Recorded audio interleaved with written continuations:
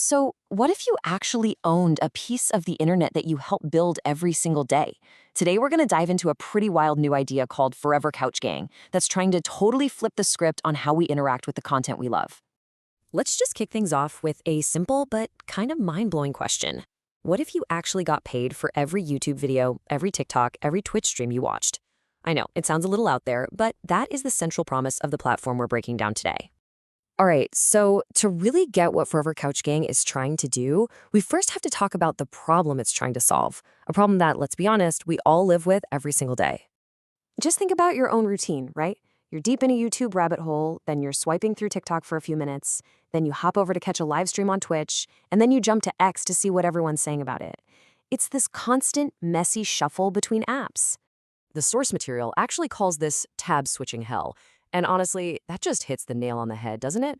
All that jumping around isn't just annoying. It puts this huge load on your brain. It chops up your attention and makes the whole thing feel, well, chaotic. And this is the real kicker. In the current system, your attention, your time, your clicks, your eyeballs, that's the product. It's being sold to advertisers.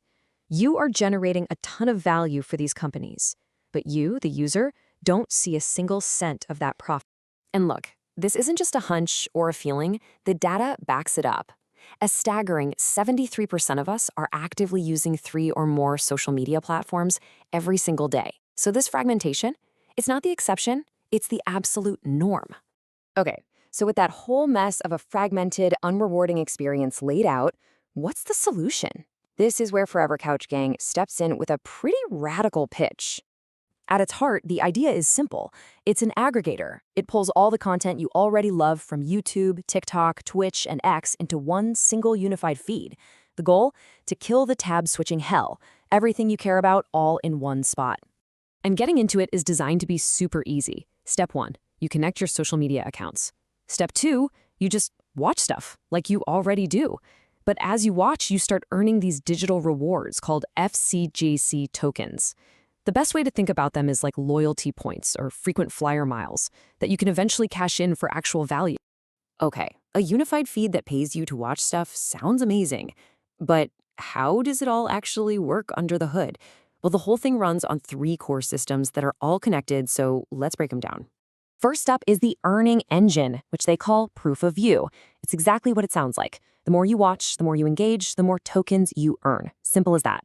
Now, the source material is really, really clear on this. This is a utility reward for your attention. It is not a financial investment. Next, we've got the reputation system, and they call it Couch Cred.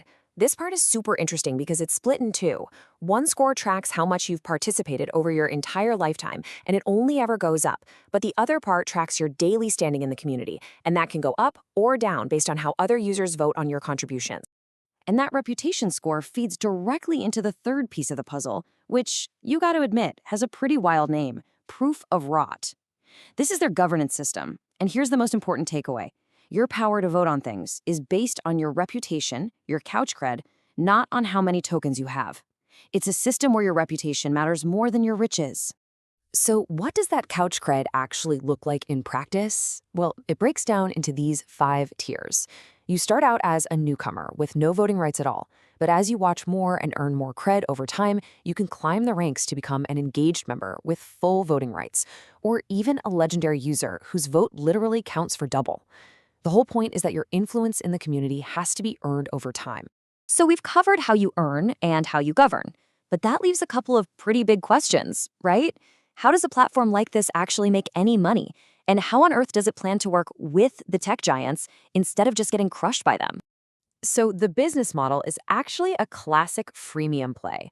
The main experience, watching content and earning rewards, is totally free. Where the money comes from is a premium subscription, about $5 a month, that unlocks extra cosmetic goodies, like unlimited profile redesigns or access to premium themes. Now for that other big question, the platform wants to solve a massive headache for creators. You've probably seen a streamer try to host a watch party for a movie or a TV show, right? You know it's a legal minefield, and it almost always ends with copyright strikes and takedowns. So how do you get around that? Their solution is pretty clever. It's a partnership with a service called Teleparty.